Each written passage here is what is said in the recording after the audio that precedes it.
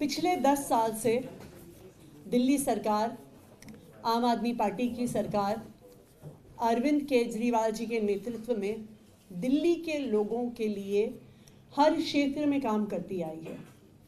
चाहे आम इंसान की ज़िंदगी को बेहतर बनाना हो, 24 घंटे बिजली देके, घर घर पानी पहुंचा के, अच्छे स्कूल देके, मोहल्ला क्लिनिक देके, या इनोवेटिव पॉलिसीज़ के माध्यम से, चाहे door step delivery of services हो, चाहे Delhi solar policy, EV policy जैसी इनोवेटिव पॉलिसीज़ के माध्यम से दिल्ली शहर को एक मॉडर्न 21st सेंचुरी शहर बनाने के लिए हमारी सरकार लगातार काम करती आई है।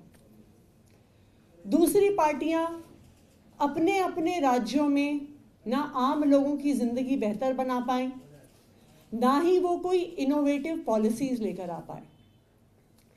दिल्ली की सरकार, अरविंद केजरीवाल जी की सरकार जैसा काम नहीं कर पाए तो इन पार्टियों ने षड्यंत्र रचा कि किस तरह से दिल्ली के काम रोके जाएं, क्योंकि जब अरविंद केजरीवाल जी जैसा काम नहीं कर सकते तो अरविंद केजरीवाल के काम को रोकने का प्रयास किया गया।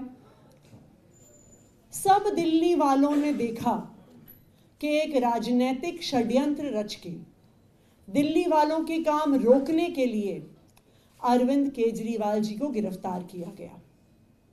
जब अरविंद केजरीवाल जी जेल में थे तो लगातार दिल्ली के लोगों के काम रोके गए। बुजुर्गों की पेंशन रोकी गई, विधवाओं की पेंशन रोकी गई, रोजमर्रा के सड़कों के रिपेयर के काम रोके गए। कई लोगों को, दिल्ली सरकार के कई एम्प्लॉयज़ को उनकी तनख्वाह मिलनी बंद हो गई, ईवी पॉलिसी बंद हो गई, दिल्ली जल बोर्ड की सामान्य पानी सीवर की समस्याओं का निपटारा बंद हो गया।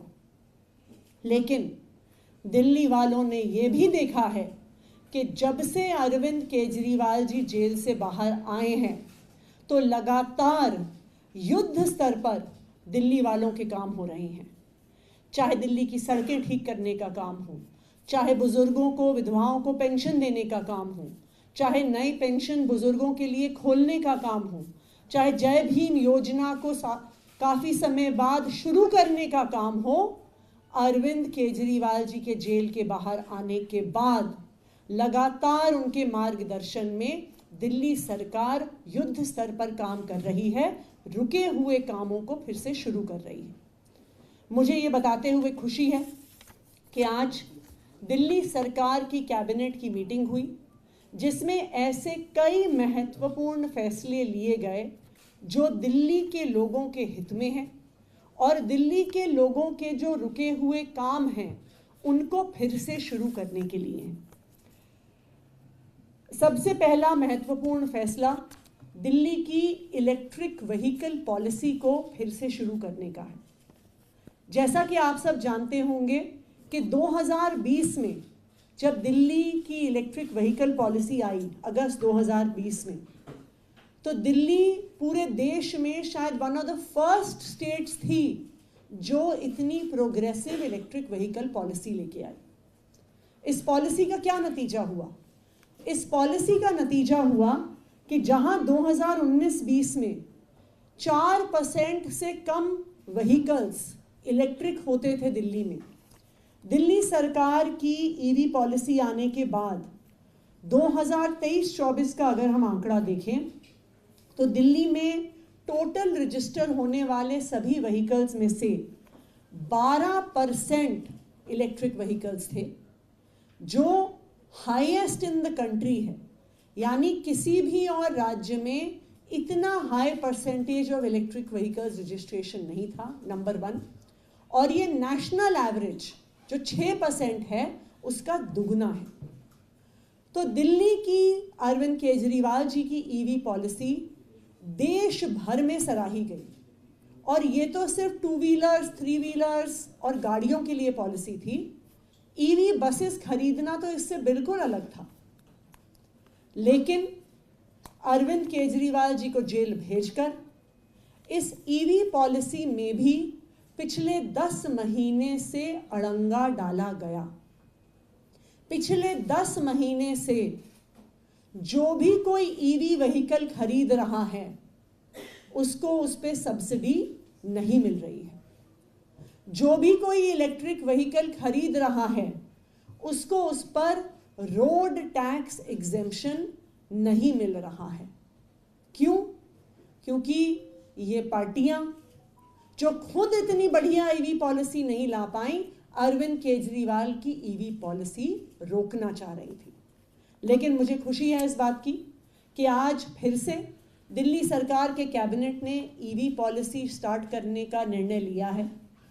तो अगर कोई भी ऐसा व्यक्ति है जिसने 1 जनवरी 2024 के बाद इलेक्ट्रिक व्हीकल खरीदे हैं तो उनको जो सब्सिडी उस समय नहीं भी मिली थी, अब वो सब्सिडी हर उस 2 व्हीलर 3 व्हीलर के ओनर को दी जाएगी। दूसरी बात, जो भी अब इलेक्ट्रिक व्हीकल्स खरीदेगा, चाहे वो 2 व्हीलर हो, 3 व्हीलर हो, गाड़ी हो, उनको फिर से रोड टैक्स का एग्जेम्पशन दिया जाएगा।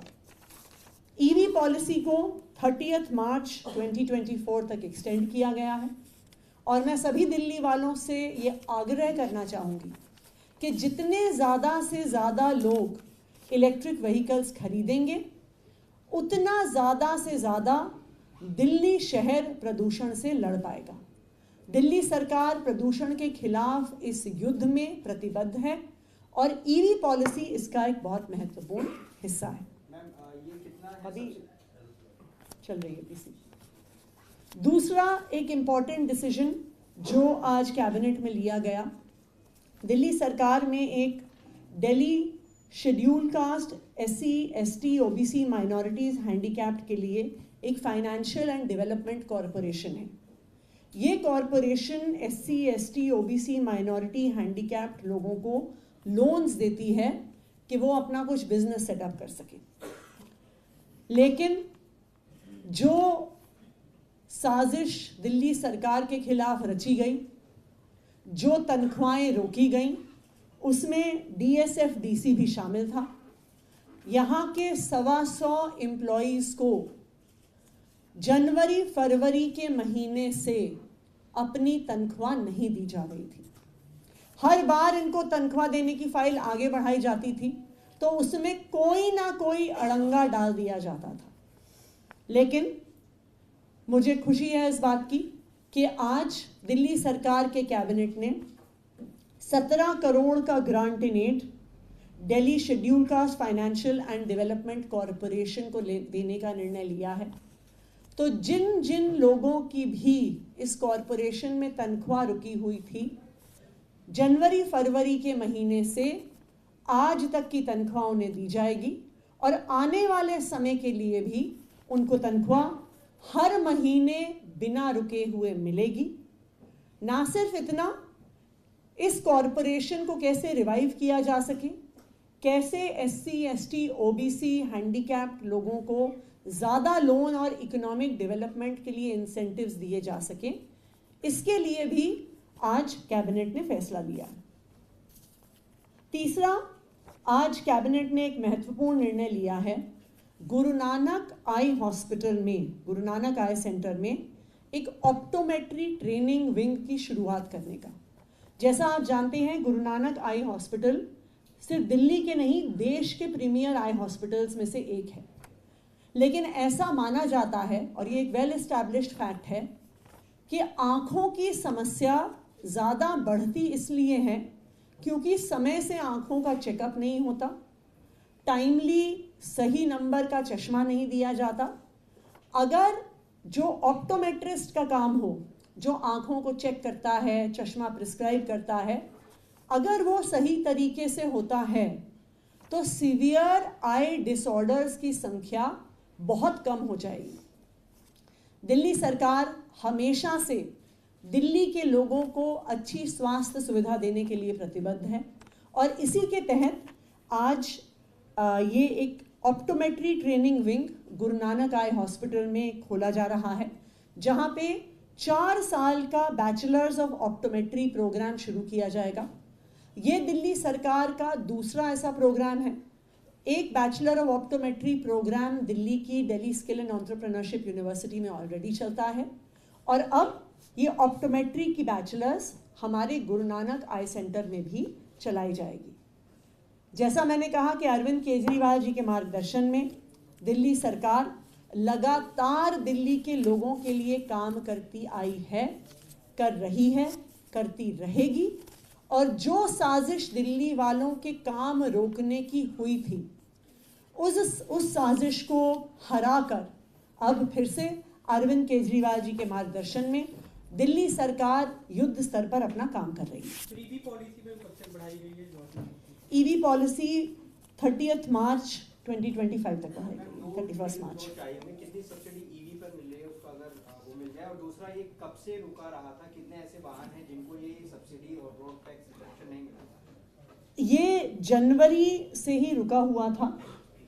इसको एक बार मार्च में कैबिनेट में पास भी किया गया, लेकिन उसके बाद भी फाइल घुमा घुमा के फ्रिवलस ऑब्जेक्शंस उठाकर प्रदूषण से लड़ने वाली इस महत्वपूर्ण पॉलिसी को रोका गया। लेकिन आज कैबिनेट के इस फैसले के बाद 1 जनवरी के बाद से जितने भी ईवी व्हीकल्स खरीदे गए हैं उनकी सब्सिडी दी जाएगी। हम एक कम्युनिकेशन सारे ईवी सेलर्स को देंगे, जो भी ईवी गाड़ियां बेचते हैं, क्योंकि उनको जो ईवी व्हीकल्स बेचे गए हैं उनकी डिटेल्स हमारे पोर्टल पे अपलोड करनी होंगी, और फिर बायर्स के आधार इनेबल्ड बैंक अकाउंट में सब्सिडी का ट्रांसफर हो जाएगा। Ma'am, Delhi High Court has issued notice to the Delhi government regarding the implementation of Ayushman scheme. Your reaction to this? Delhi सरकार ने हमेशा से प्रतिबद्धता दिखाई है दिल्ली के लोगों को स्वास्थ्य सुविधा देने के लिए। दिल्ली सरकार इन प्रिंसिपल आयुष्मान भारत लागू करने के लिए काफ़ी समय से तैयार भी है, लेकिन एक समस्या जो हम हाईकोर्ट के सामने रख भी रहे हैं, आज उसकी हियरिंग भी है, कि दिल्ली सरकार जो स्वास्थ्य सुविधा देती है और आयुष्मान भारत जो स्वास्थ्य सुविधा देती है उसमें कुछ कॉन्ट्रडिक्शंस हैं। फॉर एग्जाम्पल, अगर आप दिल्ली सरकार के किसी भी हॉस्पिटल में जाइए, आपको सारा ट्रीटमेंट फ्री ऑफ कॉस्ट मिलता है। कंसल्टेशन फ्री होता है, दवाई फ्री होती है, pre surgical, post surgical, hospitalisation, कमरा, खाना, सब कुछ फ्री होता है और हर पेशेंट के लिए फ्री होता है। आयुष्मान भारत में एक तो एक लिमिटेड नंबर ऑफ कैटेगरीज हैं कि अगर आप एक रैग पिकर हैं, आप कॉबलर हैं, आपके 10-12 कैटेगरीज हैं जिसमें आप आयुष्मान भारत में आपको हेल्थ इंश्योरेंस मिलता है, नंबर 1। नंबर 2, उसमें बहुत सारी एक्सक्लूजन्स हैं। अगर मेरे घर में फ्रिज है तो मैं आयुष्मान भारत के तहत इंश्योरेंस नहीं ले सकती। अगर मेरे पास 2 व्हीलर, 3 व्हीलर या 4 व्हीलर है तो फिर मैं आयुष्मान भारत का फ़ायदा नहीं उठा सकती। अगर मेरे पास पक्का घर है तो मैं आयुष्मान भारत का फ़ायदा नहीं उठा सकती। सेकेंड, एक इम्पॉर्टेंट कॉन्ट्रडिक्शन ये है कि आयुष्मान भारत किसी भी एक परिवार पर 5 लाख प्रति साल की कैपिंग लगाता है। तो अगर परिवार का एक सदस्य बीमार हो जाए और उसको 10 लाख रुपए का खर्चा आ जाए तो पहले तो 5 लाख उनको उसमें से देने पड़ेंगे, और अगर उसके बाद परिवार का कोई दूसरा सदस्य बीमार हो जाए तो उनको उसमें भी कोई फ़ायदा नहीं मिलेगा। लेकिन आज की स्थिति में अगर परिवार के 2 सदस्य भी दिल्ली सरकार के हॉस्पिटल में एडमिट हों, चाहे 5 लाख खर्चा आए, चाहे 10 लाख आए, चाहे 50 लाख आए, सारी treatment free of cost available है। तो अब जो इम्प्लीमेंटेशन की समस्या है वो ये है कि जब दिल्ली सरकार सारी सुविधा हॉस्पिटल में फ्री दे रही है तो जो एक्सक्लूजन्स आयुष्मान भारत में हैं उसको कैसे हम इनकॉर्पोरेट करें, क्योंकि किसी से भी हम फ्री मेडिकल केयर हटाना नहीं चाहते। इसलिए अभी इसकी इम्प्लीमेंटेशन के लिए हेल्थ डिपार्टमेंट को डायरेक्शन दी गई है कि वो कोई ऐसा तरीका निकालें जिससे किसी को भी जिसको आज दिल्ली में फ्री हेल्थ केयर मिल रहा है उससे विड्रॉ ना किया जाए, उसके साथ साथ आयुष्मान भारत की सुविधा मिल पाए।